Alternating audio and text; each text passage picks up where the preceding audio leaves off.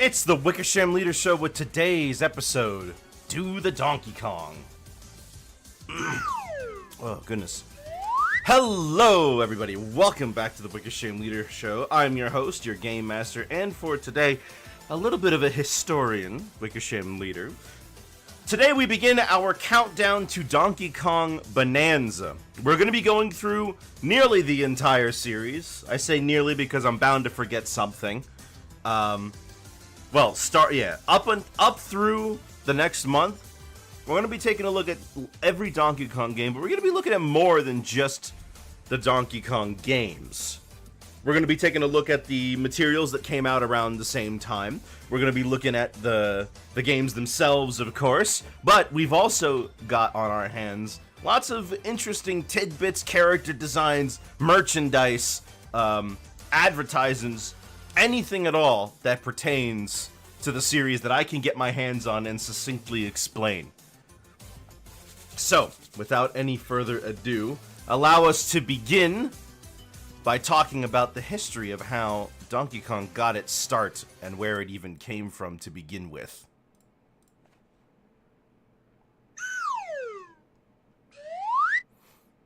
There it is.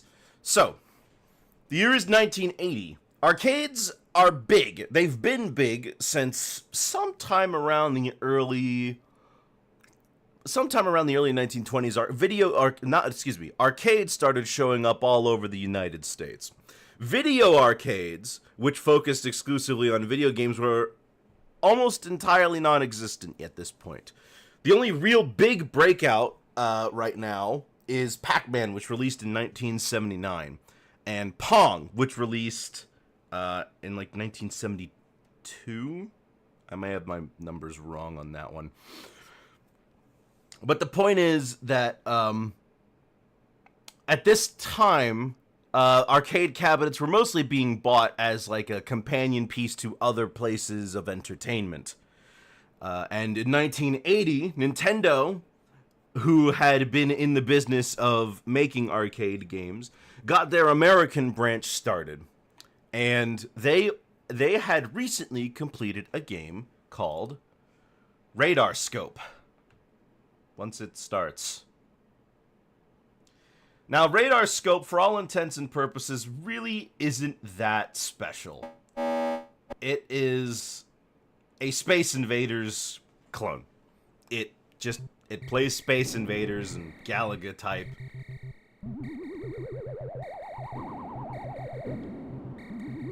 Oh, my number for Pac-Man was wrong, wasn't it? That was 1980. Anyways, and this game was a modest success in Japan. But the problem with it was that really it was very derivative. Nothing really special happened. And it did well enough that when the American branch for Nintendo started to become a thing, they went out and they said, hey, I want to order 3,000 units of this. And I want you to put it out there for the Americans to play and all that good stuff. Well, they ordered way too many. And they had tons and tons of completely unsellable stock of Radar Scope. So, leaving themselves in a bit of a bind, they were like, we need to have a game that we can use the Radar Scope cabinets and convert them into something else. Then, at the time, new hire Shigeru Miyamoto was tasked with this. He was the one who was gonna essentially make the game, and he designed the first platformer to ever exist, and took inspiration from his own experiences as a cartoonist and an animator, as well as his own personal likings, his own personal interests, for example, the game was originally supposed to be a Popeye game, and it was going to be about Bluto stealing olive oil, and Popeye would climb his way up to the top of the building. But they couldn't secure the license for it. So, as a result, they were forced to more or less change out all of the characters. Popeye was replaced with a basic Carpenter character, simply referred to as Jumpman. Olive Oil got changed to Lady. And the main character, the main antagonist of the game, well, he actually got top billing, as well as had the most thought put into his name. Story has it that when he was looking up synonyms for stubborn, because he was going to call it Stubborn Ape, he found somewhere that the word donkey. And donkeys are stubborn, but I don't know where that connection came from. And I'm not entirely sure if this is 100% accurate. But, and he added on the word Kong to the end of it, because Kong was more or less a signifier that it has to do with apes. Probably playing off of King Kong. And so we have Donkey Kong. And luckily for all of us, they have put this game out on Nintendo Switch, where we can play it as it was in the arcade for the first time. I will play the original mode for the Japanese version. Yeah. Now, if you haven't seen these arcade archives, they're actually very nicely put together.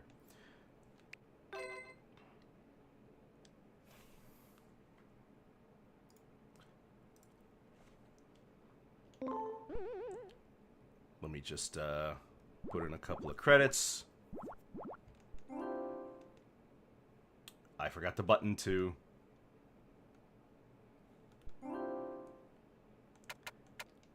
What are the buttons?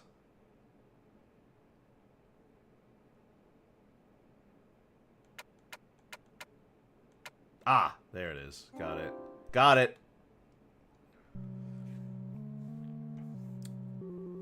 And it kind of can't be overstated how much of an impact this game had on pop culture.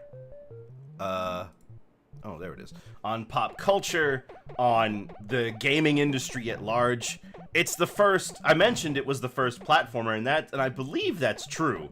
I haven't found anything to contradict that info yet. But it's all very easy to understand. You are Mario. And you're climbing... Well, I mentioned his name was Jumpman, but later iterations of the cabinet gave Jumpman and the lady full names. I kind of don't trust myself here. Oh, there we go. I knew that would happen.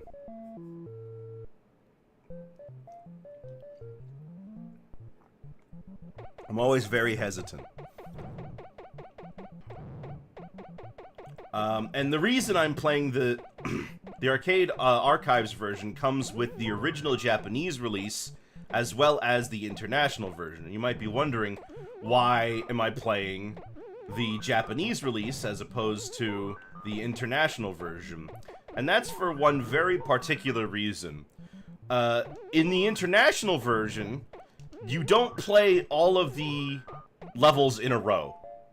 You start with 25M, but then you go to 100M, and then you do, after you beat 100M, you go to 25M, then 75M, then 100M.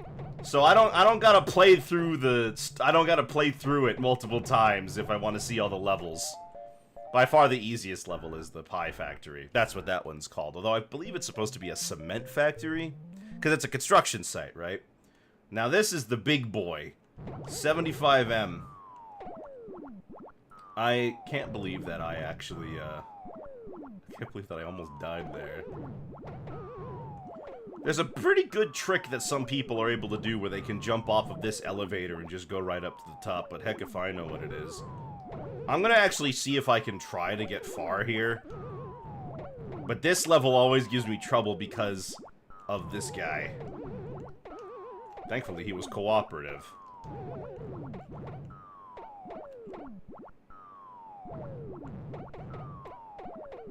There we go.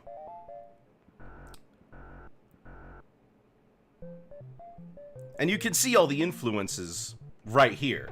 Like, this is very much a Popeye game that was retrofitted to be something else. Hello, ex-boy. I'm doing just fine. I'm just talking a little history here. I mean, this game, it's kind of hard to imagine, especially in today's... Oh, and I got hit. Yeah, see, if you don't hit with the hammer perfectly, if you don't hit with the hammer perfectly, you actually do take damage.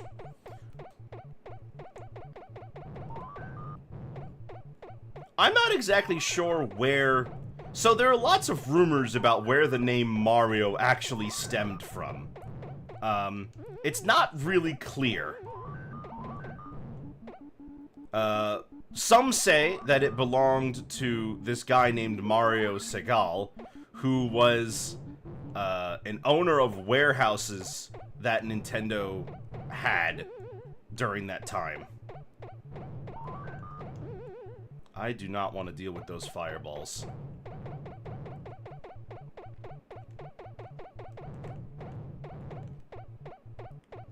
Alright, I'm just going for it. There we go. There we go. And that was level 1. And it's such a simple thing, but the game has lots of replay value. It's got lots of replay value because,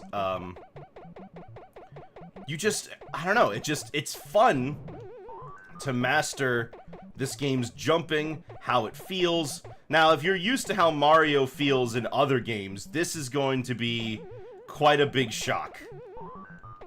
Ooh, there it is. They don't really mess around. Now, to be fair, since I am playing at home on the Arcade Archives version, I can input as many quarters as I want, so there's very little threat of failure here.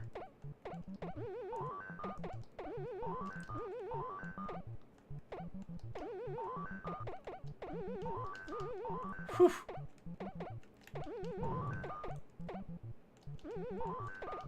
Oh, there it is.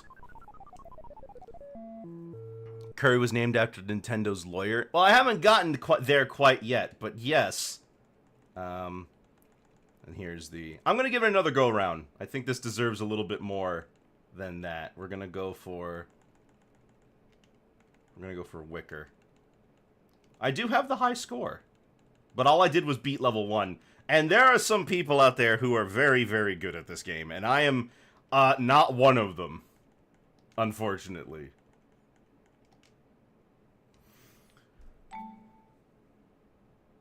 No, I don't need to register my score online, but thanks anyway.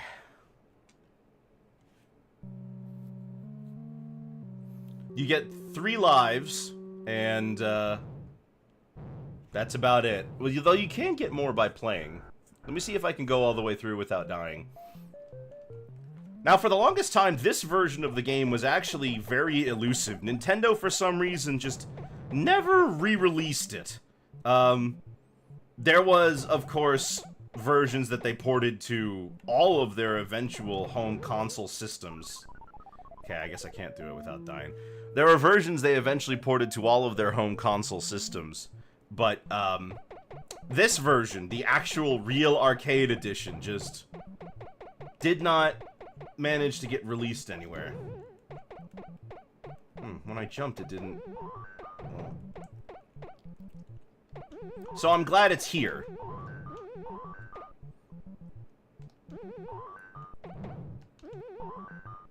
Here's a bit of Wicker lore.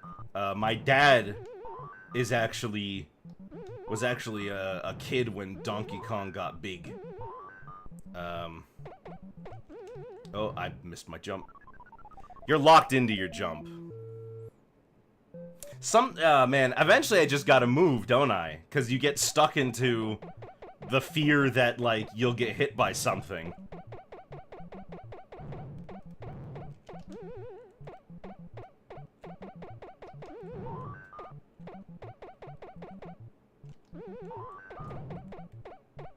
There we go. Dang it!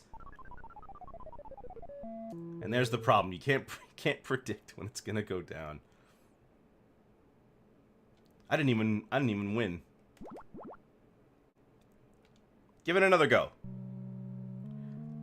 We love some Wicker lore. Yeah, my dad was a very big fan of this game when it came out. He played this all the time. Not so much the sequels, but he was a very, very big fan of this one. Let me give it another go. I mean, hey, at least I showed you all the screens the game has, even if I didn't get very far beyond that. Gotta hold all the way up, otherwise you get hit.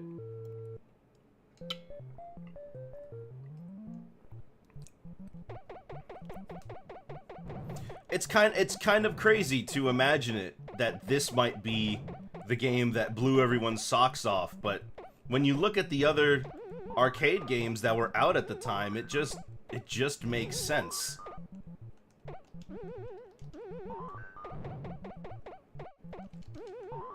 Ooh, I jumped backwards. There we go.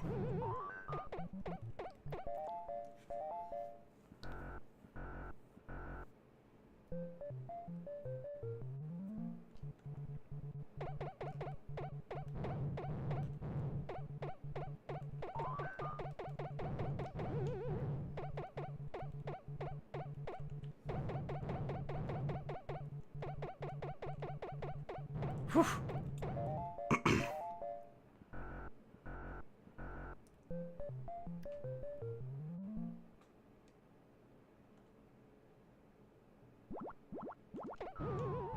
There we go. And even though that platform down there looks like you can jump on it, you can't. I gotta wait for the fireball to move. He's in a position where I can't go.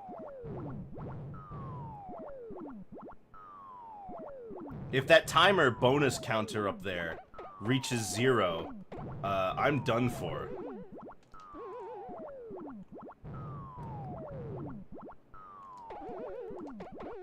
Ah, there's the shortcut. Is DK kidnapping Pauline so he isn't single? Well, I mean, back then games didn't really have a story. I mean, the implication seems to be that he's in love with her, obviously taking inspiration from King Kong, but like, people didn't really question that sort of thing. This was just what games were. The gorilla kidnaps your girl. You gotta go all the way up to the top to stop him. It's simple. It made sense.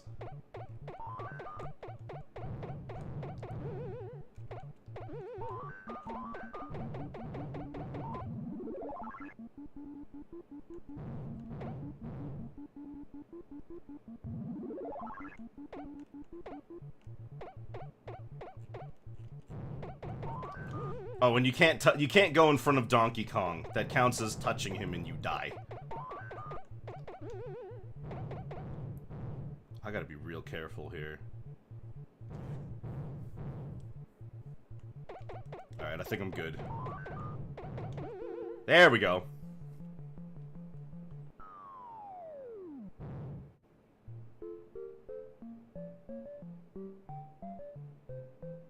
They changed that music in later editions of this game. All right, let's see how far we can go here before moving on.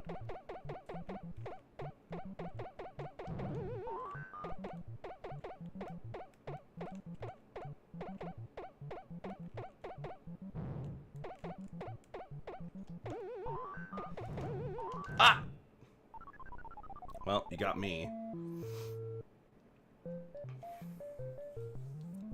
It's funny, you'd think that 75M would be the real kick in the balls, but for me, it's whenever you loop back around to 25M. And there it is.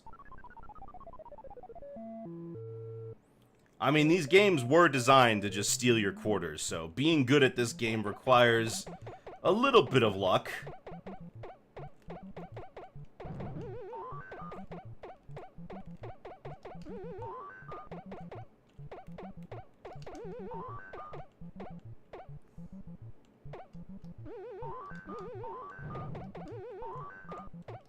Ooh. Well, I think that's that then. But as one might expect, this game was ported to several other systems, including the Nintendo Entertainment System, which is the version that the most people are familiar with. This game ended up being such a massive hit that it was ported to any and everything. I won't show you all of them, but I will show you the NES version. And the thing about the NES version, it's the graphics are a little bit different, as you can see. And the sound effects, these are probably more iconic sound effects. Like, I'm way more familiar with how Mario sounds here than I am for the original game.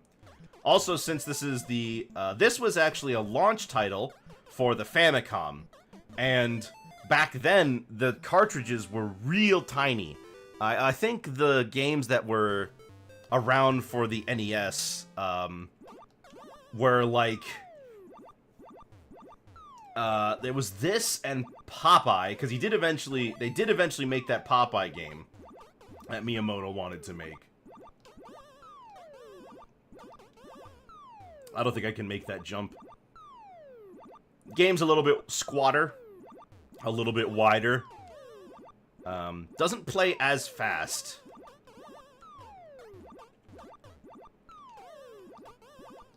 And of course, as you saw, it skipped level 2.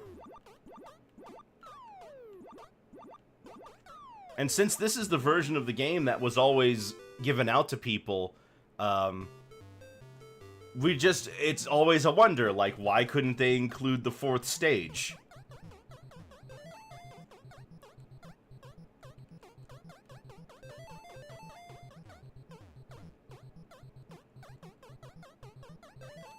I'd argue more people have probably played this version of the game than the arcade original.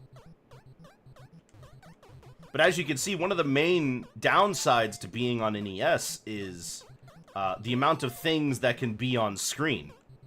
Because we've got a way smaller number of fireballs than were in the original, making this a lot easier to beat. Like, I beat this with very little struggle compared to the arcade one, as you just saw. And they changed the music there, and that's the version that you hear if people reference the music. That's the version you hear most often.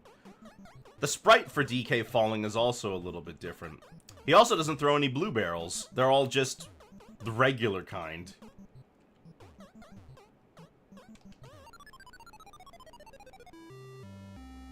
Well, I'm bound to get hit at some point.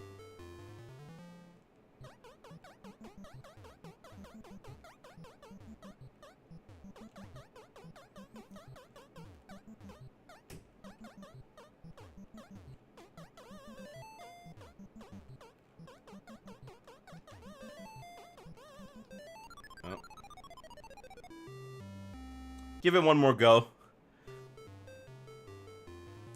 There was a version called Donkey Kong Arcade, which was released on the 3DS as a special bonus for Club Nintendo members, I believe. If I'm wrong on that, though, I'll try to see if I can fix it later. Unfortunately, to people's dismay, it wasn't the arcade version. It was the NES version.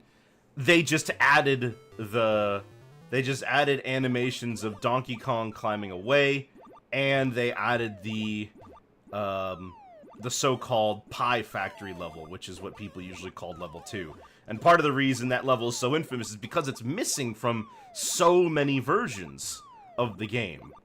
You know, home entertainment couldn't really hold that much.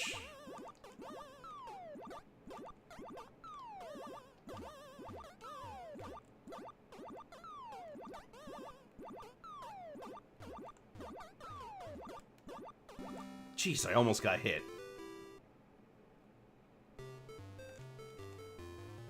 I suppose the reason they got rid of it was because the moving platforms weren't going to be easy to do on home console hardware. But, like, if you could name a console that was out at the time, this thing had it. This thing was on it. The Commodore 64, the Atari 2600, the ColecoVision, the Intellivision. Yes, this is a Donkey Kong marathon, actually. We're going to be going through the entire series as we go up to Bonanza. The ColecoVision, the Intellivision, the Atari 2600, the Atari 5200, the Atari 7800, the Famicom, the NES, a couple of personal computers, like the ZX Spectrum, the Japanese personal computers like the MSX, I think it's called.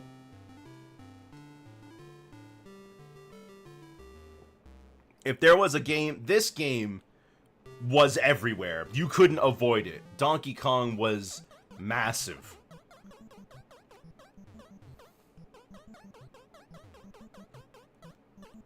And while there's quite a bit of discussion about the origins of this game, Donkey Kong, there's not so much discussion about the game's sequel, which we'll get to in just a second. Whenever I die, we'll go for it. That barrel just rolled off screen.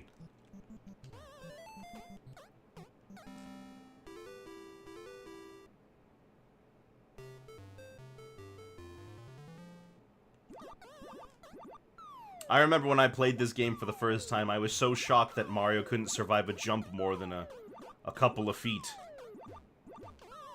Like, cause, you know, Mario's normally super athletic. He usually jumps like 3 to 4 times his height.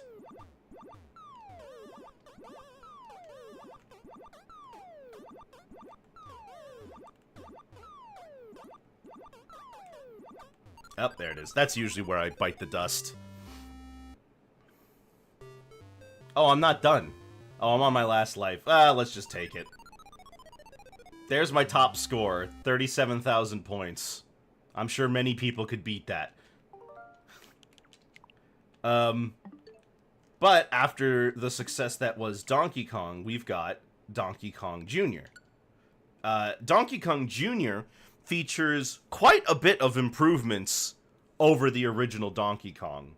Not the least of which being, yes, we'll play the Japanese version. And the Japanese version just plays through them all in order. They looked at all 4 stages and this one. This is the one for Smash. I'm sure. Yeah. So, first of all, story. This game features cutscenes, which other games did have. And Mario kidnaps Donkey Kong with apparently the help of a second Mario. I don't know who this second Mario is, but he's likely devious. And here's Donkey Kong Jr.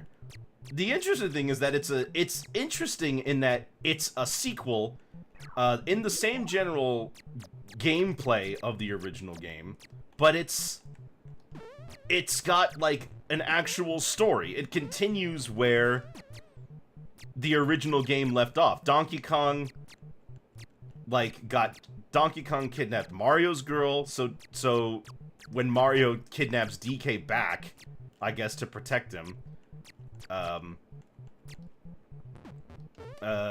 here comes DK Jr. to rescue his dad and save the day.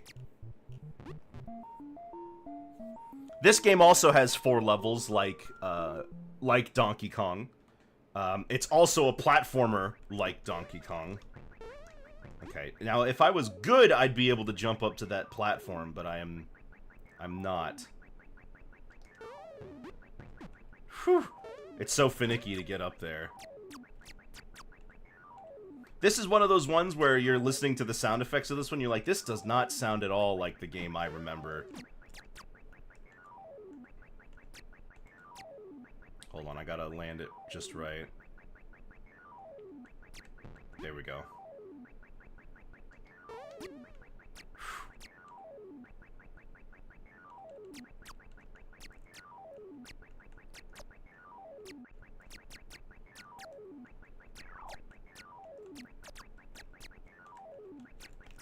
Nope, there it is. That part's tough. Let's see if we can try that again.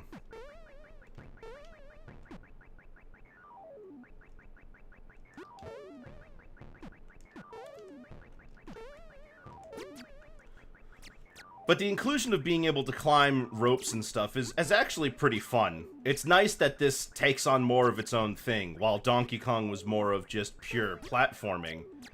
This takes the opportunity to be a little bit more climbing and stuff. And DK Jr. is pretty cute. You may also notice that DK Jr. doesn't actually have any black on his sprite. That's because the black background is actually the color of his eyes. When he stood in front of that, ooh, there we go. Gosh, that was close. When he stood in front of that the platform there, you could see that his eyes were actually filled in with the color. Keep going to Mario's hideout. Apparently Mario has a hideout and a helicopter. If you're familiar with the NES version, you definitely didn't see those, because those cutscenes weren't in that version. Now this level is significantly easier than the last one.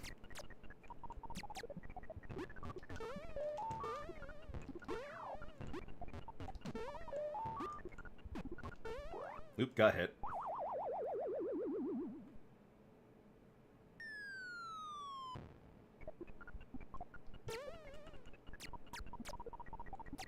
I should be able to make it.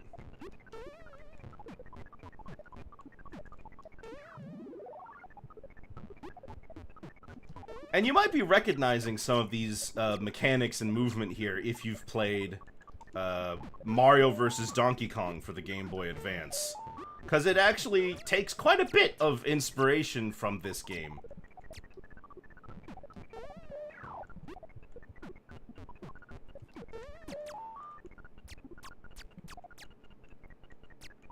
How about that soundtrack, huh?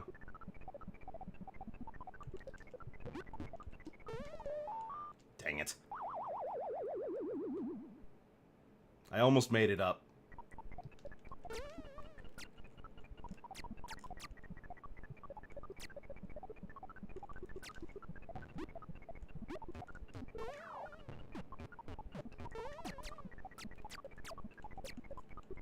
Compared to Mario, DK Jr. feels a little bit more frumpy.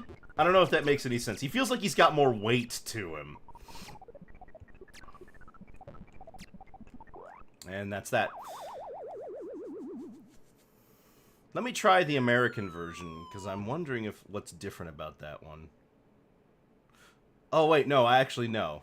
They did the whole level mix-up thing again. Let me try to actually finish this one.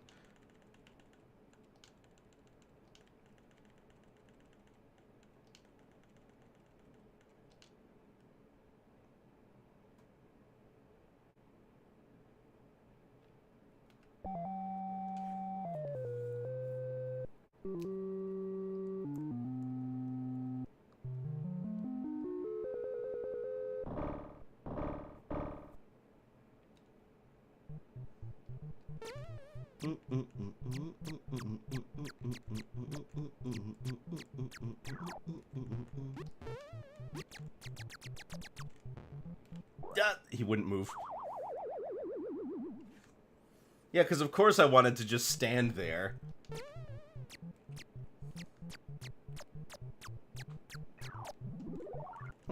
Nice.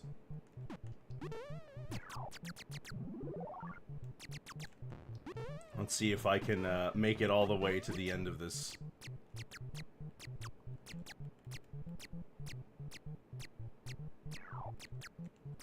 No, I think I'll just do this.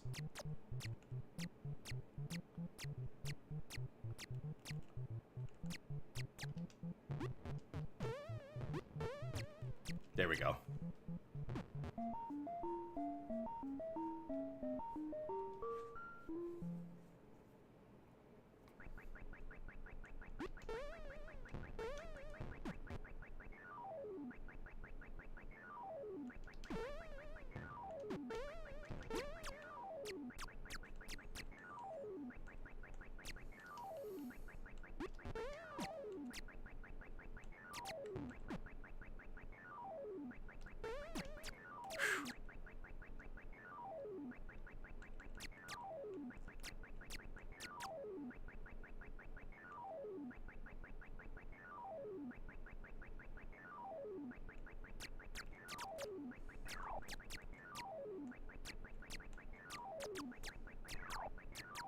Whew.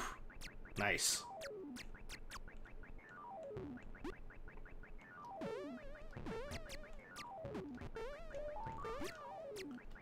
Alright, great. We made it back to where we were.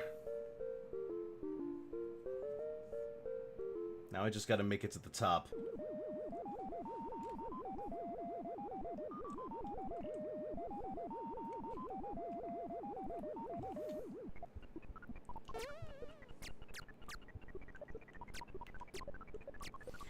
Yeah, I never really was good at arcade games this old. Even though these are the 3 arcade games I am the most familiar with. Well, I say yeah, because Donkey Kong 3, which I haven't gotten to yet.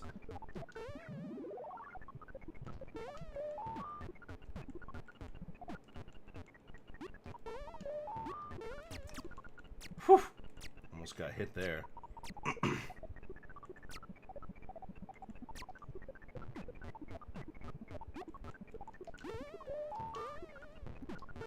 Oh my gosh. That was so close.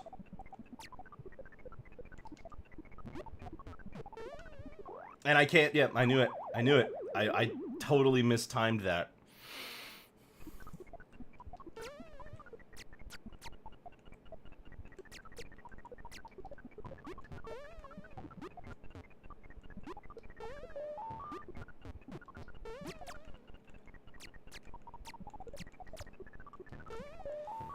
Ah!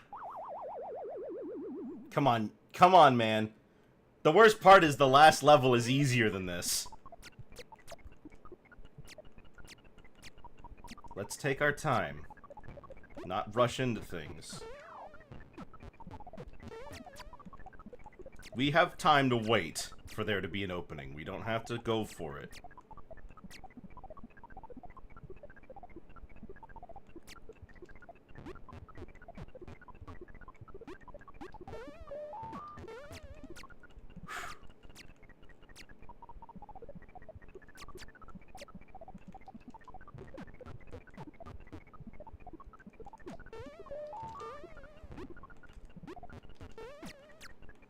Alright, almost.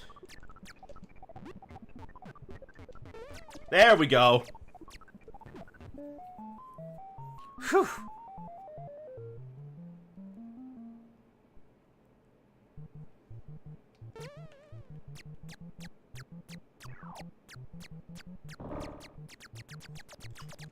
Alright, so now we gotta rescue DK from Mario.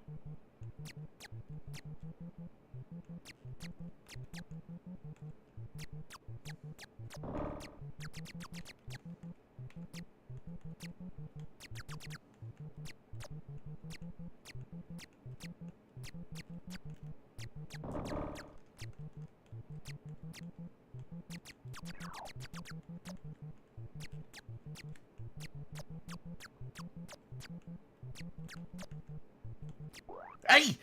There it is. On the last level, too.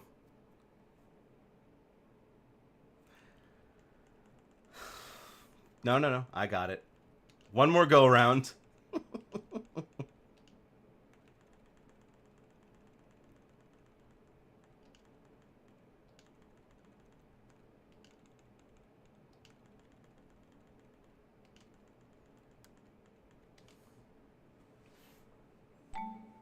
No, don't do that.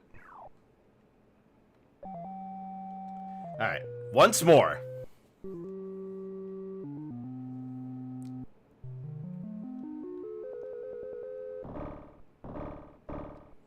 Well, it certainly ups the challenge from the original. I can't seem to actually finish this one.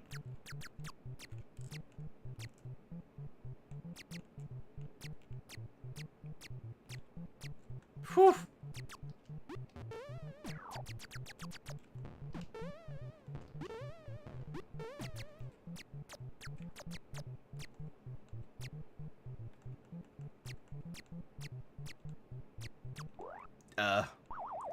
You were supposed to go to the left, not up, Junior.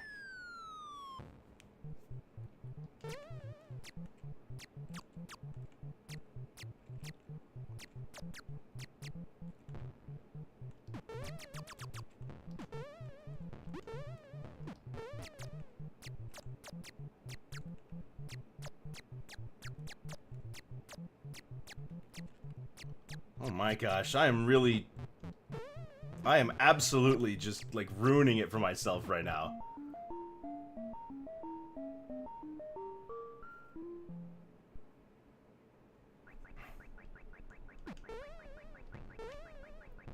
Ooh, I forgot about that. If you time your jump right, you can skip doing the whole platforming section and just get up here.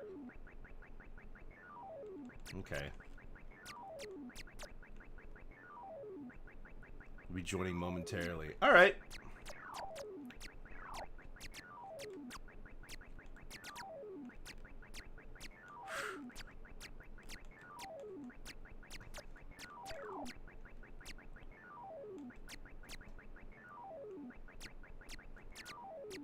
Gosh dang, I knew it. I was way too slow. All I gotta do is beat this once just to show it off.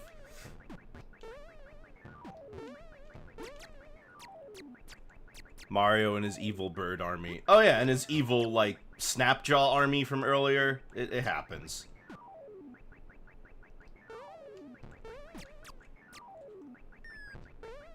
Oh my gosh, well, I actually survived the fall. Now, normally when you hear that sound effect, it means that Junior's going to die when he hits the ground.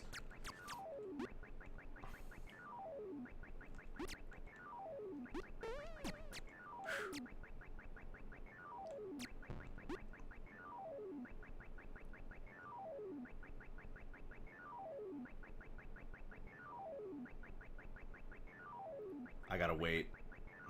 I got bad timing. And then I died. Well, you got me. I'm gonna finish this game. I'm gonna go around the loop at least once because I don't know why I can't do that with this one. I've done it before. Oh, but I haven't done it on the arcade version. I've done it on the NES version, which I also will be talking about a little bit.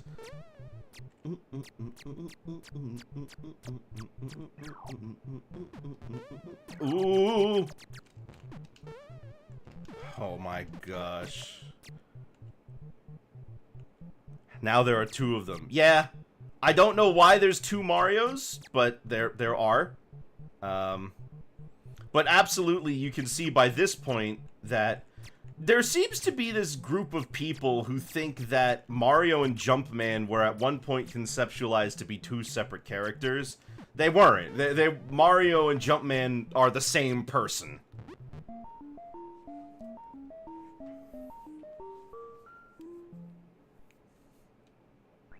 You can find arcade cabinets from the 80s that have Mario's name printed on it. It's worth noting that they also, like, it used to say Donkey Kong, Jumpman, and Lady, but then later renditions of it actually say Mario, Pauline, and Donkey Kong. So clearly they had an idea for in mind. But I guess, considering that we're only 2 games in, it's interesting that the protagonist of your previous game is now the enemy of this one. Okay, I apparently do not know how to time that.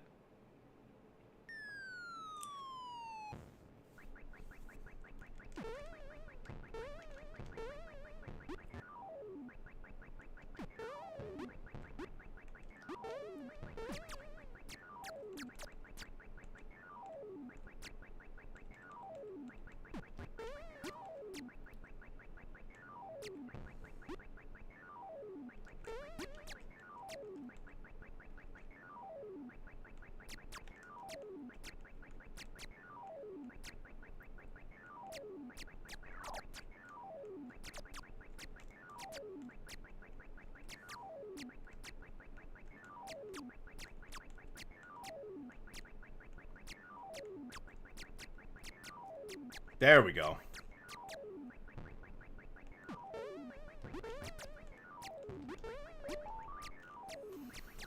Whew.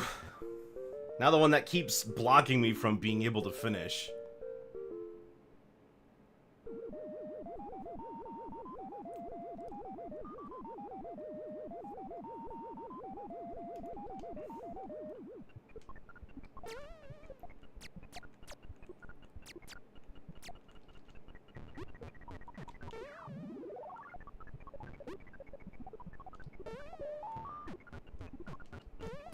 But this game definitely is upping the challenge. It's giving you a lot more things that you gotta pay attention to than the last game.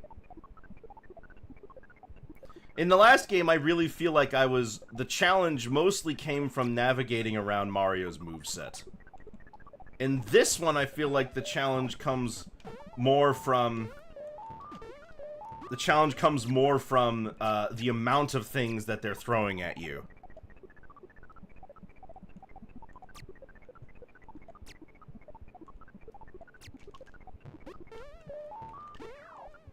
Gosh dang it. Messed up my jump.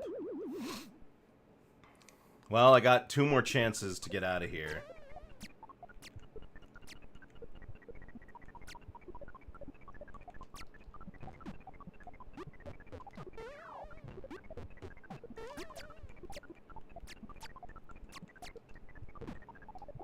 And I messed up my jump there too. It'd be cool if some kind of dark Mario appeared in Bonanza, but Nintendo probably doesn't want to entertain the concept of an evil Mario. I also, well, honestly, at this point, I'd kind of wonder what the point would be, aside from just being, like, a neat throwback. Think about, like, what it does for Mario, like, as a character. I know Mario tends to be a blank slate, but, you know, he has some things that are consistent about him now. Mario kidnapping Donkey Kong just... I don't know, it seems really out of character, especially considering that they've had the Mario vs. DK games, where Mario goes out of his way to be nice to the guy.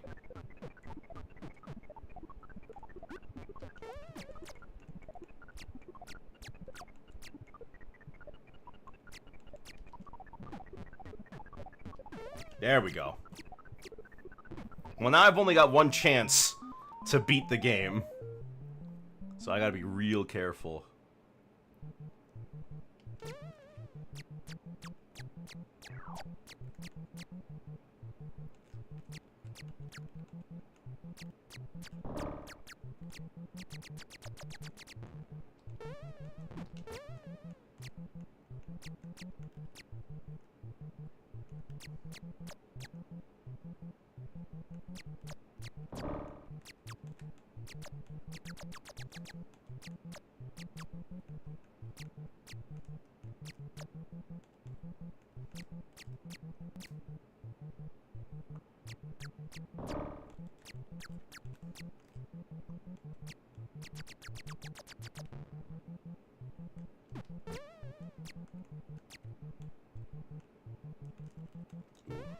Ooh.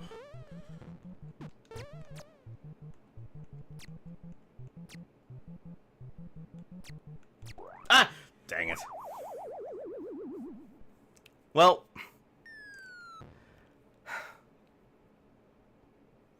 never really occurred to me that DKC2's rope mechanics may have come from here. Yeah, I mean, they definitely looked back towards the rest of the series to figure out, like, what interesting things they might want to do with this one. I can't believe I'm getting skill diffed by Donkey Kong Jr., so I think, for my own sake, to help me out here,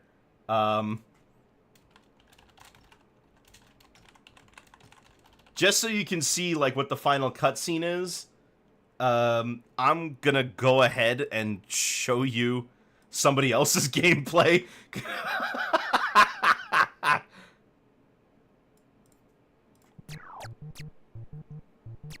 Oh, they did it backwards. They did it the opposite way to how I was trying to do it.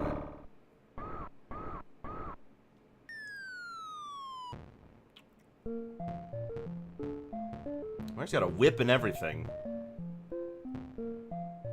And then DK kicks him, gives him the boot, and Mario runs off. And then the game restarts.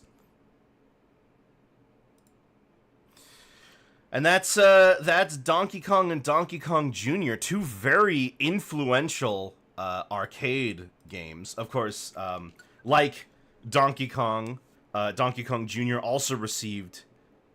No way, that fall didn't kill Mario. He's fine. He's fine. Just he'll be okay. Of course, Donkey Kong Jr. also saw ports to several other consoles, including the NES version. Unlike the NES port of Donkey Kong, this one has all the levels. I guess they figured out how they could finally squeeze a 4th level out of Donkey Kong Jr. Now, this is the version of the game I'm actually very familiar with. Because like Donkey Kong, they just ported the NES version of everything. At least in this game's case, the NES version of Donkey Kong is pretty comparable to the arcade game. Is it exact? No, but it's fine. And I died because I hit the bottom of the platform.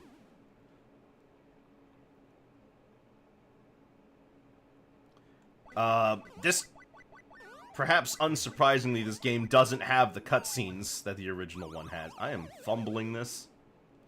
Well, you get the picture anyways. In addition to the NES version, we also got Donkey Kong Jr. Math, which, it's exactly what it sounds like. So, plus 45. I died. No really failure for dying. So we gotta find games that we gotta find numbers that get us to 45. So I'm going to take a multiplication symbol. We're gonna add 5 to it. And we're gonna just multiply that by 9.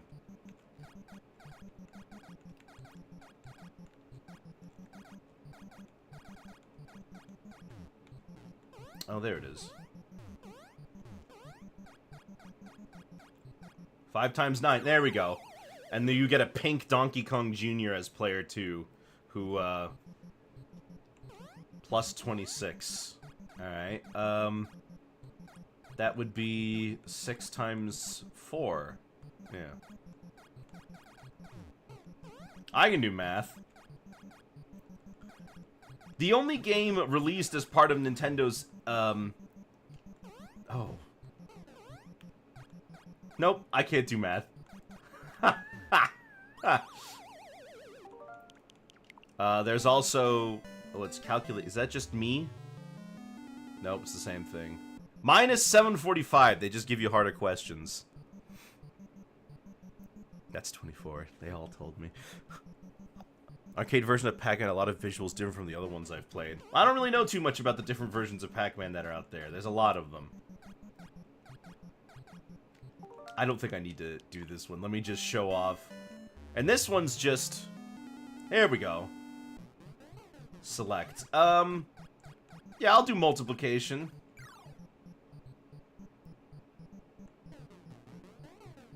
Alright. So... Well, clearly that's 16.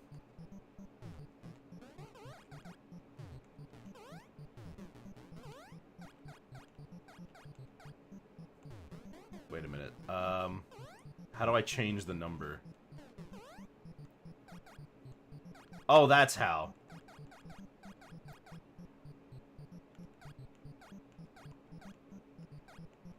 Alright, so that's 16, so that's 5 times 3, which is 15 plus 1, so that's also 16. Then that would be... I'm doing addition.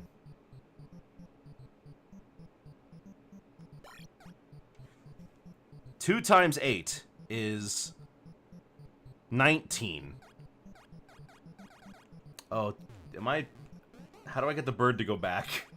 I'm failing math! I haven't done math in years. Did this have an arcade machine? No, it didn't. This was actually just made for the NES. It was straight up just an... It's straight up just a tool that's supposed to teach you how to do math. Alright, 6 times 2, that's 12. And then 9 times 7 is 63. And then I guess we add 1 to it, so that would be 64. And then we have 4. Oh, that's how you change it. And then 4 would be...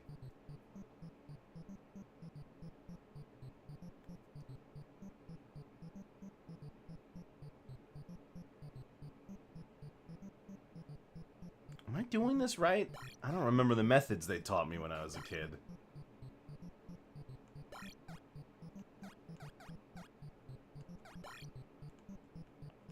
Well, if you do your math completely wrong and you bungle it up, you can just bring this all the way up to the top, and they answer it for you.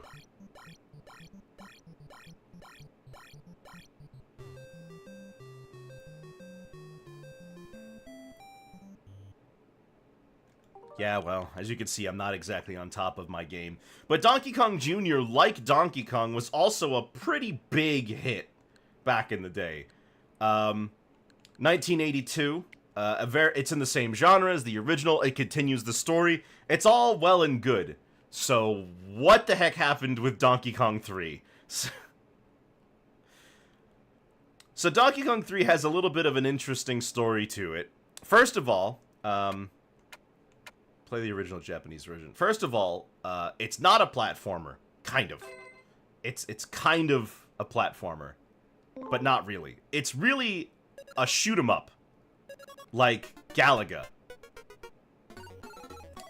Donkey Kong has apparently decided to hold himself up inside of this greenhouse for seemingly no reason.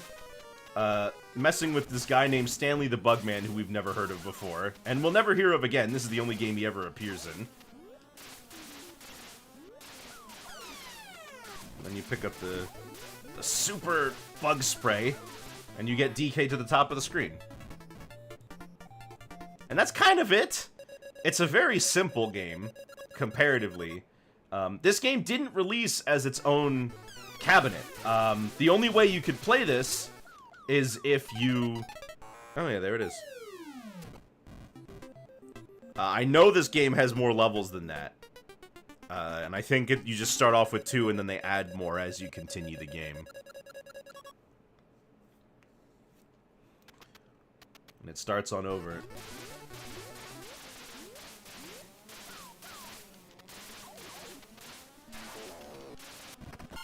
Oh, and then I got hit.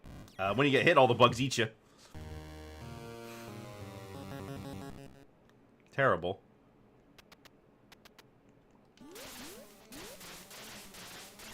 This game did not release as its own cabinet. You could only play this cabinet, you could only get this game as a conversion cabinet for Donkey Kong Jr. So, very little people even had this, because Jr. was a popular enough cabinet that they didn't want to get rid of it. They were like, why would I want to get, you know, that game still performs well. Why would I want to change it to this new game that is not, like, hitting the same, essentially.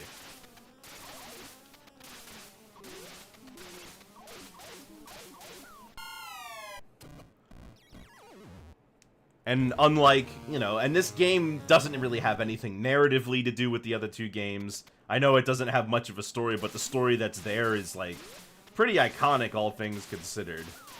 You know? It's simple.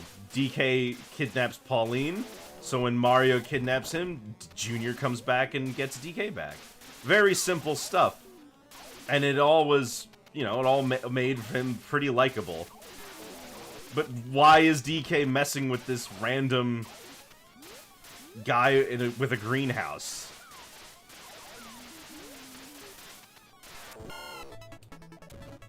Oh, well, if you kill all the bugs, you do progress. Except I didn't. It counts! Stanley killed Junior. Oh, that, you know. I completely forgot that you could actually finish the game by killing all the bugs. But on this level, you have to get DK up to the top. Alright, well, I gotta wait for those worms to get out of the way.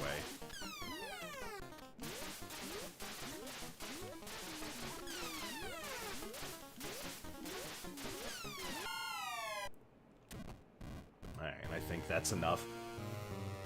And that's a game over, but that's Donkey Kong 3. And unlike Donkey Kong and Donkey Kong Jr., Donkey Kong 3 left pretty much no major impact on the franchise whatsoever. He is just here.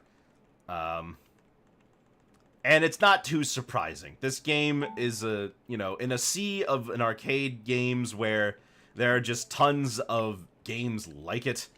It's just, eh. Some say this franchise instilled in Gabe Newell his fear of 3. Is that what happened? This game wasn't ported to many other things. It was ported to the NES, like the others. And you know, since it's so much more squat than the arcade version, and can't have nearly as many things on screen, this is noticeably easier.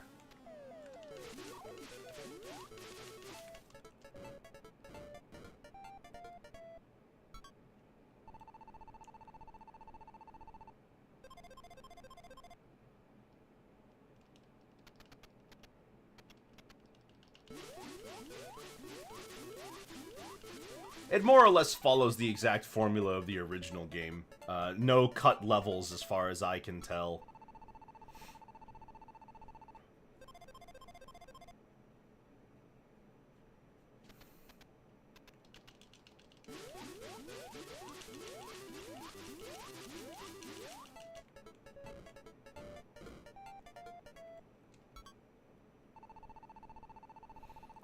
I usually get into a little bit more of a rhythm with this one. I mean, it's easier than the other two. I'll say that.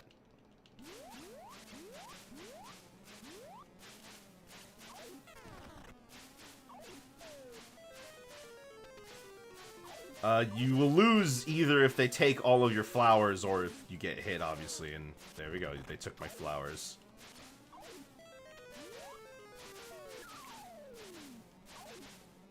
Let me just focus on killing all the bugs.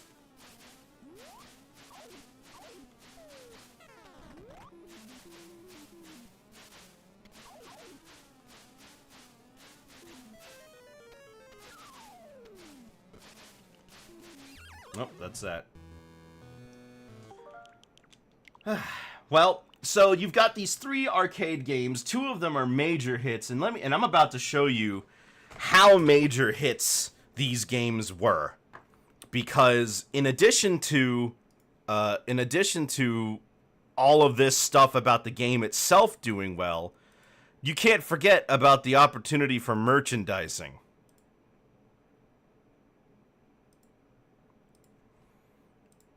So I already showed you, but like, for example, this was the first plush Nintendo ever made. This Donkey Kong plush. And one thing you'll notice a lot in this early stuff is that there is no consistent design for Donkey Kong. He can look like anything.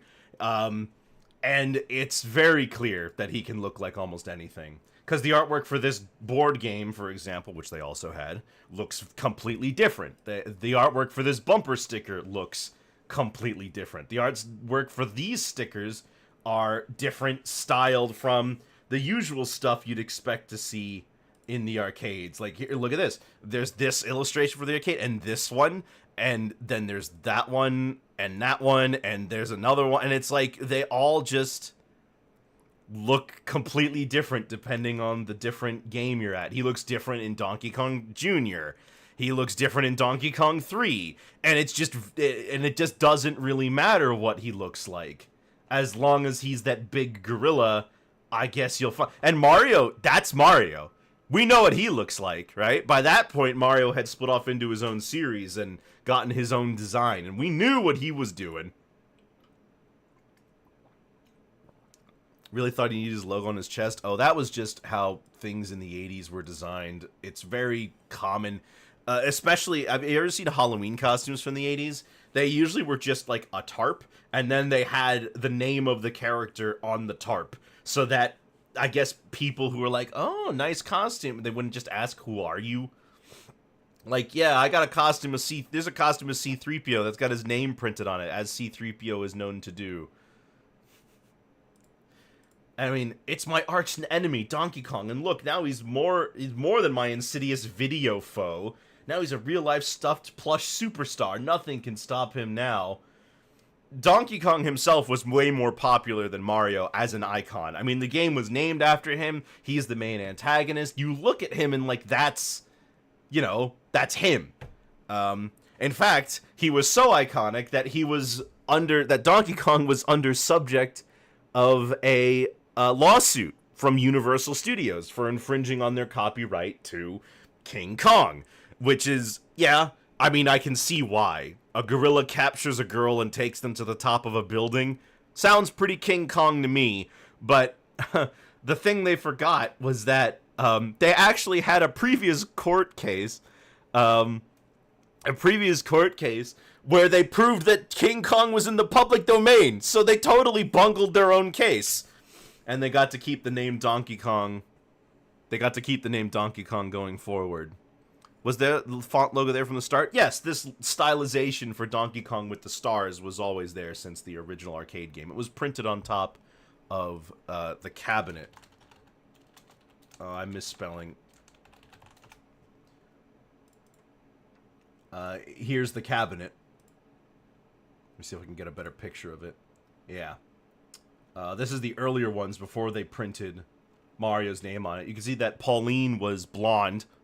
And that stayed consistent in quite a few pieces of media, that Pauline was blonde. Artwork for the original game featured her as blonde. In-game, she's blonde. You know, it's just, that's to be, that's just, blonde girl. They didn't make her hair brown until Donkey Kong 94, which I'm not going to be talking about just yet. Imagine a throwback skin. The torn dress was also a thing for a little bit for a while. But what do you do if you've got a popular video game in 1981 and you've got a character that everybody knows the name of? Well, you do more than just merchandise. You gotta make like music. This is Do the Donkey Kong. I'm sure I'll be fine if I play it. Nobody cares about this song. They care way more about Pac-Man Fever, which is the album it came from.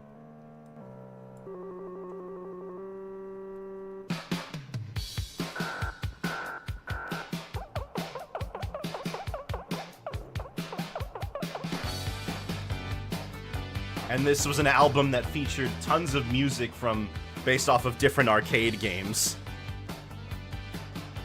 It's nothing special.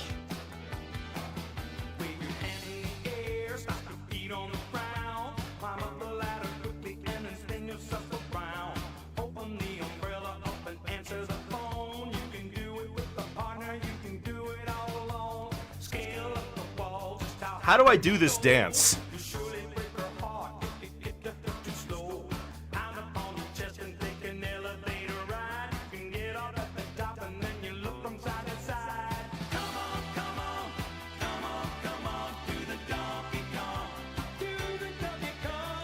It feels so kitschy, right? Like it was made just because this is a big thing. At least Mario got the more iconic dance. Do the Mario. Can't forget doing the Mario.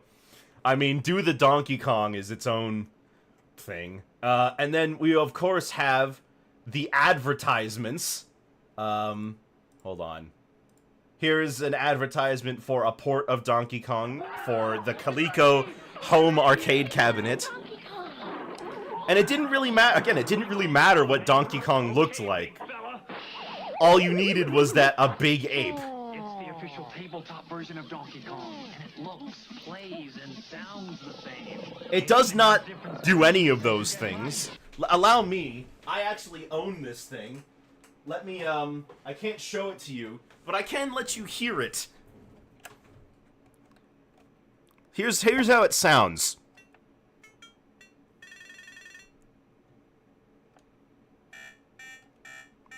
Oh yeah, it sounds just like the arcade game.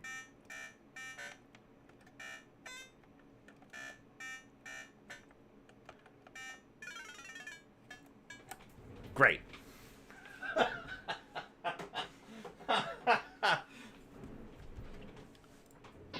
even more important, you can take Donkey Kong home. Official Donkey Kong, the arcade game you can take home with you from Coleco. Let's also take a look at, there were also the Game & Watches that they made for those. I'll actually go into those a little bit, because where the heck else am I going to talk about these? Here's an ad for that. On the horizon. Stanley's going buggy. Mario Brothers have their hands full. Like, see, even when Mario's got a different design, that is recognizably Mario. And also that's Pauline, not Peach. The Mario... Yeah, this is from 1983, so the Mario, Super Mario Brothers hasn't released yet. Others have their hands full, and Donkey Kong's going in. Let's talk about this as well. Junior has a tail. I don't know why Junior has a tail. They got the J on him, but they see it's just as, hey, make it look like a gorilla. Doesn't matter really what else. As long as he's a gorilla, that's fine. Hey, it's rough seas for Popeye, and Snoopy's got to get on the ball. But you can help. You got Nintendo Game & Watch. That's pocket power. Widescreen or multi-screen games you can play indoors or out. They tell you the score and even the time. They're pocket power. They're Game & Watch. 14 in all, only from Nintendo. That's crazy. Some news. Oops, sorry, Chicago. Chicago news. Video game. And here's, of course, a bunch of commercials, which we gotta check out. Soon you can play Donkey Kong on your ColecoVision, Atari VCS, or Intellivision home video system. Won't that be fun? Don't worry, darling. I'll save you. It's Donkey Kong, the arcade sensation, and now you can play it at home. Hang on, sweetheart. I'm gonna save you. Now you can play Donkey Kong on your ColecoVision, Atari VCS, or Intellivision video game system. Donkey Kong has multiple screens, just like the arcade game. You're not gonna stop me, you stupid ape. Play Donkey Kong on your ColecoVision, Atari VCS, or Intellivision video game system. Don't worry, darling. I'll save you. Mr. Arcade. They even show you in the commercial. They even show you a picture of it, and it's like, that doesn't look like the arcade. Who are you trying to fool? Blazing. And then also the other Coleco one. Could you? Donkey Kong? Donkey Kong, the official tabletop version. Frogger, Donkey Kong, and Midway's Pac-Man and Galaxia, the arcade games you can take home with you from Coleco. Finalmente arrivate in Italia. Oh, we got an Italian commercial. CBS Electronics. Guarda che realismo, senti che effetti. Donkey Kong della CBS Electronics, un'esperienza da vivere.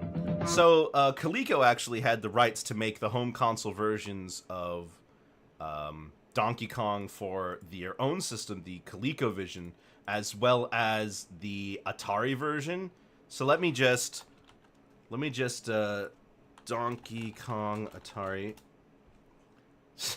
So for comparison, let's take a look at the ColecoVision version to the Atari version. Here it is on Coleco. Actually not a terrible version. It looks pretty close to the original game, although it is flipped, right? And this was one of the big things Coleco advertised for their system, that they had a version of Donkey Kong that looks just like the arcade. And it doesn't look just like the arcade, but it looks pretty dang close. I'd consider this to be an okay version of the game. Here's the Atari version. Yeah, you can see why there may have been a conflict of interest. Oh, and if you've heard I'm absolutely 100% certain you've heard these sound effects before. Anytime somebody uses game sound effects in a movie or a TV show, they're from this game. Because Atari games can and do look better from this, even at the time. It's just really funny. Here's some Donkey Kong Jr. stuff. I got Donkey Kong, And now I'll get you too, Junior. I'm Donkey Kong Jr., and that's my papa. I'm trying to save him, and boy, do I need your help. I love that they built a huge set for this. Save your papa, huh? Save yourself first. He's chasing me with snapping jaws, and I could fall. Help Donkey Kong Jr. save his papa on your ColecoVision, Atari 2600 VCS, or Intellivision video game system. Game players everywhere, please help me save my... That's, like, they built that. Gameplay. They built a whole recreation of level 1 just for this commercial. Everywhere. I love it. I love old game commercials Please for help me this. save my papa. Hey, Mr. Arcade! Junior's trying to save his papa. We're trying to help, but he's having a hard time. It's Donkey Kong Jr. Mario's captured Donkey Kong, and Junior has to rescue him. I can help Junior. Who is this guy? It's the official tabletop version of Donkey Kong Jr. Well, there's Mario. Donkey Kong. I own this as well. This is a Game & Watch that was converted by Now Coleco. let's take you home to save Papa.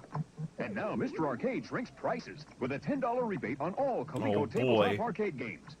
I think they have another one of these. Hits like ice hockey.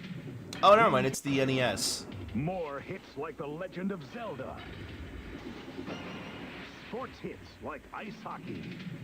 Nintendo has the most video game hits like Hogan's Alley and Donkey Kong Classics, and more like Excite Bike and RC Donkey Pro-Am. Kong Classics And you was can just play a them compilation only on the cartridge of Nintendo Donkey Kong and Donkey Kong Entertainment Jr. System. I don't know why they didn't make one that had Donkey Kong 3 as well. I feel like that would have worked fine. And of course, Donkey Kong and Donkey Kong Jr. were ported to everything. Like, this one's for e-readers.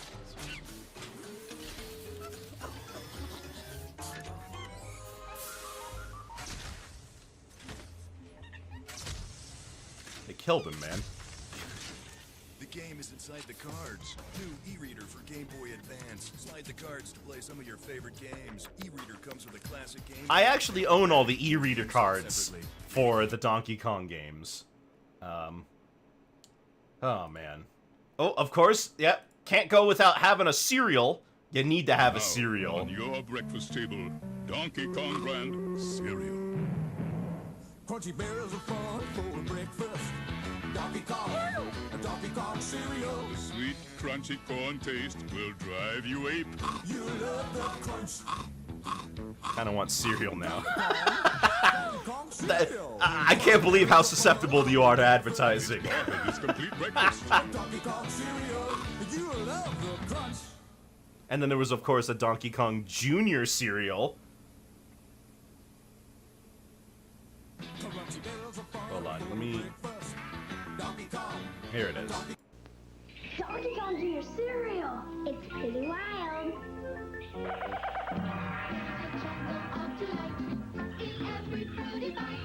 Now this is a very interesting design for Junior, but I don't hate it. I actually kind of think it's charming. But it's not really Donkey Kong Jr., is it? It's like, I don't know who this is. This is Jared. Donkey Kong Jr. cereal is part of his complete breakfast. You can get The red makes him look halfway to Diddy. You're totally right. Of Donkey Kong, Donkey Kong Jr., and Cookie Crisp cereals. 33 cards.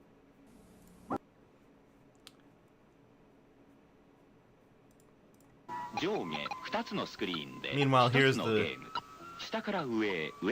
I couldn't really find any Japanese commercials for Donkey Kong stuff. At least not this old. Once we get to country, that'll have a lot more.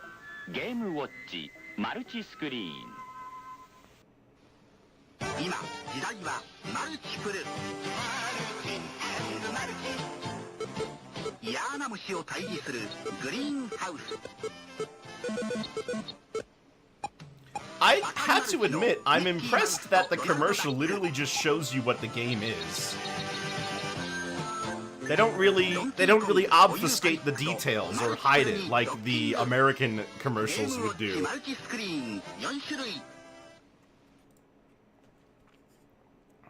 It's just interesting. Oh, and before we're done, before we go on to the Game & Watch titles, we have to talk about the cartoon. Now, there were two shows, both for Donkey Kong and Donkey Kong Jr., and they're both part of a show called Saturday Supercade, which was created by Ruby Spears. Two people who split off from Hanna-Barbera to make their own studio. Ruby Spears, in the video game scene anyway, is more well known for their Mega Man cartoon, but they got their start doing video game cartoons with this. And this is Greenhouse Gorilla, and it's an episode I've chosen because it's got Stanley in it.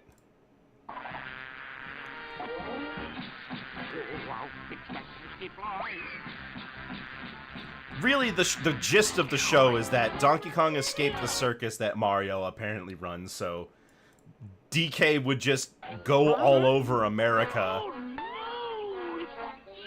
And he would wear costumes and get tricked by people into doing things, and they would just all more or less just chase him around.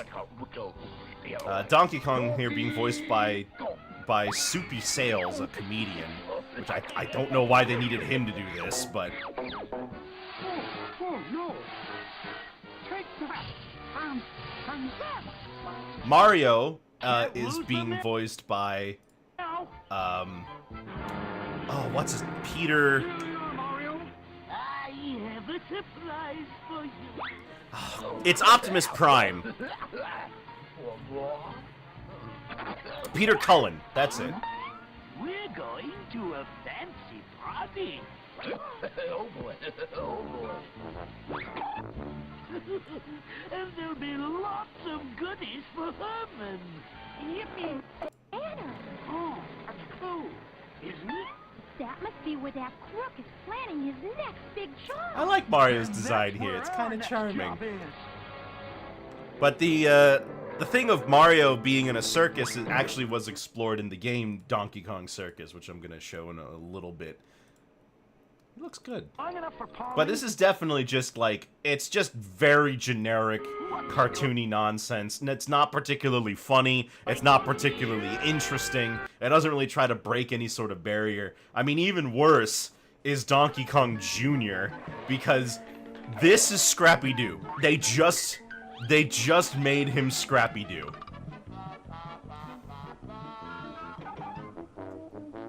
Donkey Kong Jr. was added to the show during the second season, I believe.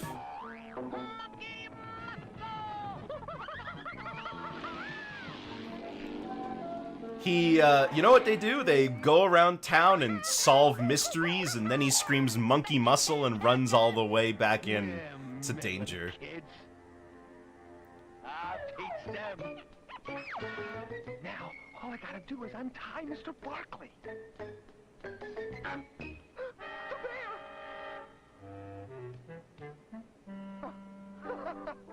It's just a bear rug. You can't fool me.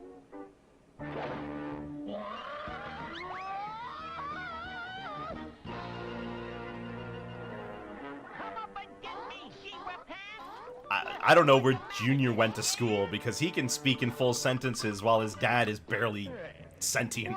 Save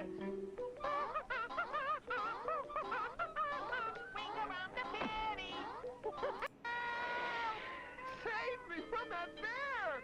Bones? You're already saved. Yeah! Come on, we gotta make sure the scouts are okay. Yeah, pretty much nothing special on either account. It's just it's an interesting footnote more than anything else. And then we can talk a little bit about the Game & Watch titles. Which... Oh, they have the Game & Watch Gallery games on here? No way! But thankfully I found a website that actually shows us all of these little arcade things, and I can play them. Such as, there were some games that were on these things called Versus systems, which had their own little controllers that you pulled out and you can hand to another person, which I think is actually very neat.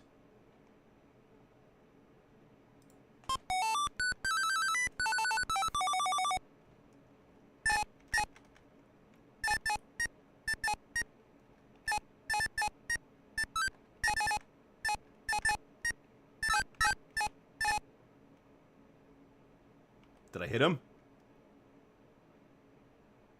Well, it froze. Okay, sure. Let's try another one. Let's try Donkey Kong Hockey.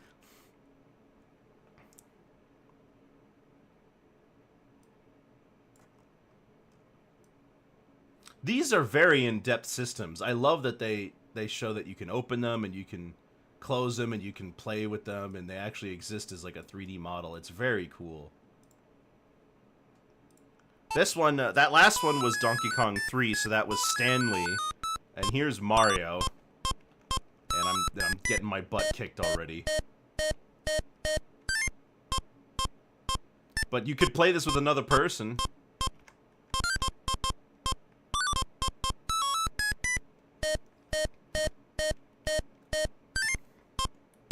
I don't know if the game actually ends.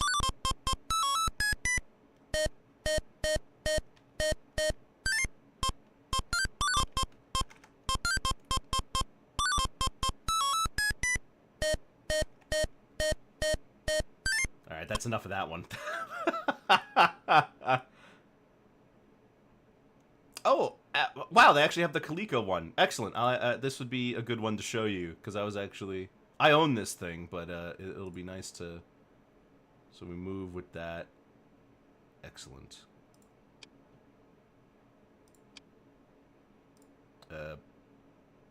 Hello? Oh, it doesn't work. Oh, there we go.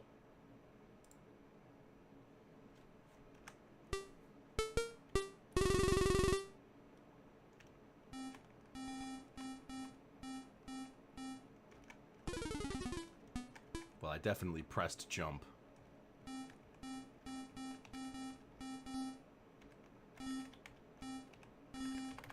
Well, I'm moving a lot faster than I do on the real deal.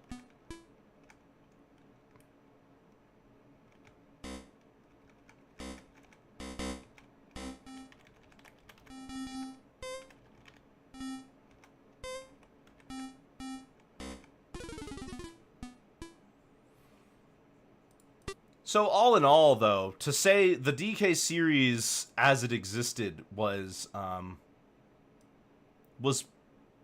pretty much set in stone, right? It was this series of lots of arcade games, and, you know, Mario was generally considered to be the hero even after his short stint of being a bad guy. This is actually one I do own.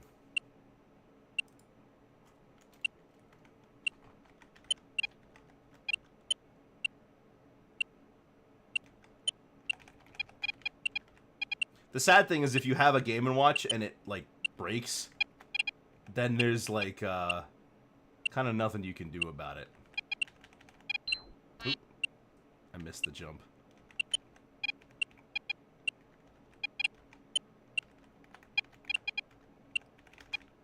Oh, and I missed the jump there, too.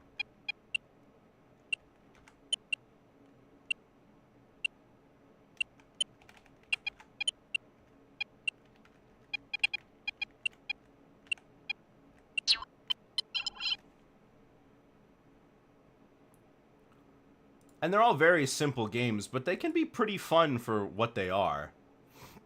This is Donkey Kong 2. There was an arcade of Donkey Kong Jr., not to be confused with this game.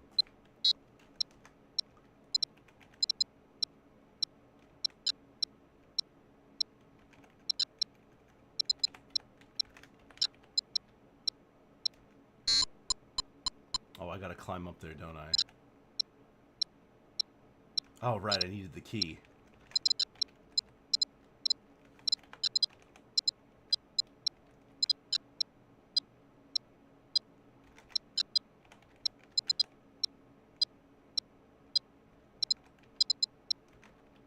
This one I've actually never played before.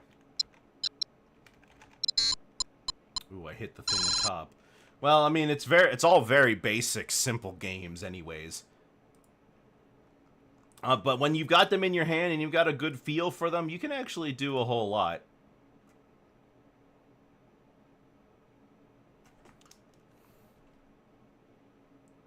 Zoom in on that. Thank you. Aye.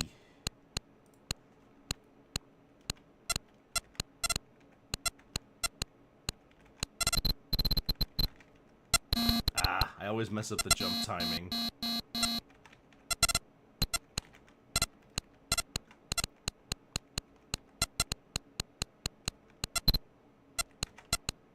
There we go.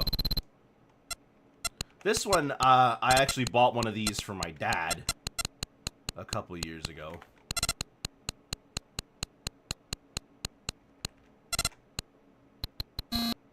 That's what happens if you miss. Where's Donkey Kong Circus? Oh, I own this one as well. I own the American version, which isn't labeled as a Game & Watch.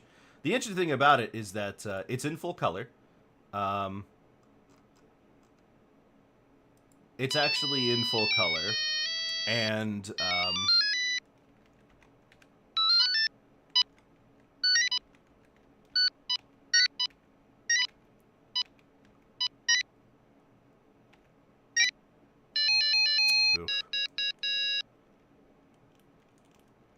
You probably twitch because it's happening to the ads too. I'm constantly freezing. Oh no. Well, it's not like you're missing the most exciting gameplay in the world. Oop, missed that one. But the interesting thing about this one is that it's technically, well, it's not really backlit, but in order for this thing to work, what happens is it plays the game on top. You can see here in this image of Junior up there. It plays the game on the top screen and reflects it down onto the bottom screen. In order for you to be able to see it, it actually uses the ambient light from the room you're in to do it. And that's how these systems work as well, but they're actually way smaller.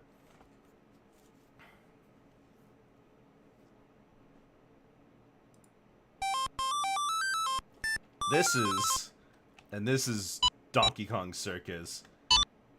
Mario is just forcing Donkey Kong to, like, to do these tricks for his amusement, I guess. It's basically just the same thing as Chef, if you've ever played Chef. Except you've got 2 hands to worry about.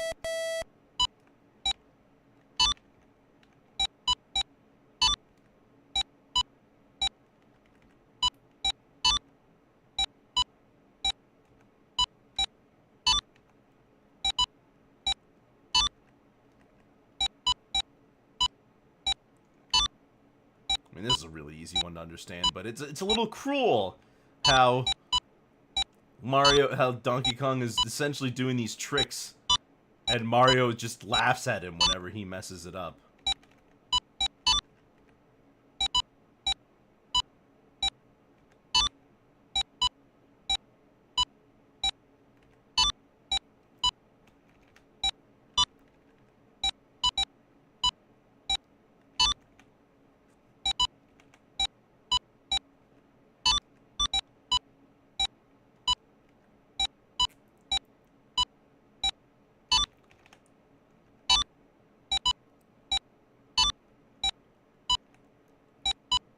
I'm okay at this game. Yeah, let me just take the hit though. I'm pretty much done with it right now. How many more were there? There was Donkey Kong 3 and Donkey Kong Hockey. I think I just showed you all of the Game & Watches made for Donkey Kong games. Yeah. Yeah, so aside from re-releases and stuff like that, there really wasn't a whole lot more going on with the Donkey Kong series after Donkey Kong 3's release. The series was kind of dead. Not too surprising, Donkey Kong 3 was a bit of an anticlimax. Mario had left to do bigger and better things with the Super Mario Bros. Series, and all of that just kind of meant that they really didn't have a use for Donkey Kong anymore. The most you got out of it is, Donkey Kong Jr. Would start appearing in Mario games. Famously, he's in Mario Kart, but also he was in Mario's Tennis for the Virtual Boy. But aside from that, he's just... the series was dead. And they really just kind of fell into a funk. No reason for them to really make more games at that point, you know? But there would eventually be another game, and that's the one we're going to talk about next time, is Donkey Kong 94. A return to form for Mario and Donkey Kong, as well as giving it a much-needed update, Super Kart Fighter. Yeah, Super Kart Fighter! A lot of those Game & Watch I played got remade in the Game & Watch Gallery games, but I don't really want to talk about that, because, I mean, you have to unlock a lot of them, and I don't really want to do all that. But they have modern versions, and they include Donkey Kong and Donkey Kong Jr. in them. But actually, I do want to show Game & Watch Gallery 4. This one is really funny to me. Look on the cover art, right? That's Donkey Kong from his redesign in DK94. That's how he looked at the time. If we get a look at the... hold on. And here's how he appeared... ooh, that's tiny. Here's how he appeared in-game. That's a slightly different design than what's on the cover, but that's fine. It's whatever.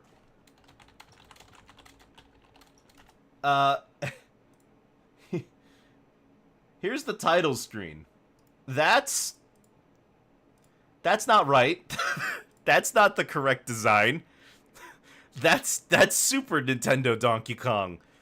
I don't know who is in charge of doing the designs here, but I don't know why he looks completely different here than he does on the box art, in the manual, and in the other games than he does here. But yes, that was the Donkey Kong of the 80s. That's more or less where the series was left after Donkey Kong 3. A remnant of the past. It would be like 10 years before they'd get another game, which, surprisingly, or perhaps poetically, that's the same amount of time difference as it was in between. That's the same amount of time difference as it was in between Tropical Freeze coming out and Donkey Kong Bonanza. It would be 11 years from 1983 to 1994, and from 2014 to 2025. But yeah, that's I knew this one wasn't going to be that long, but I got about 2 hours of stuff out of it. Pretty much to be expected. These games aren't very complicated, and unless you're really, really good, they're not very interesting to watch either, because it's just, you know, you die like 7 times in a row. Look at this one. That's terrifying. And of course, you got all the different sprites that they made out there. Look at the Intellivision sprite.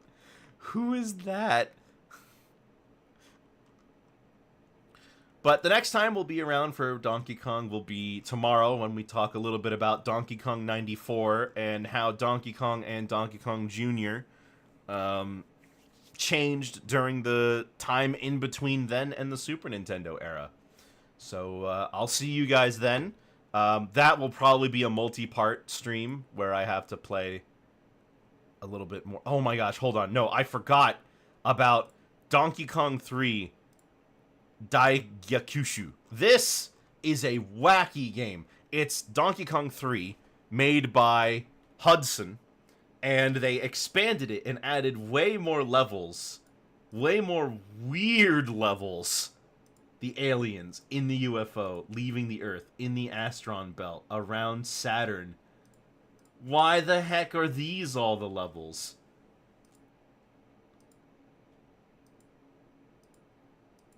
A mushroom cloud.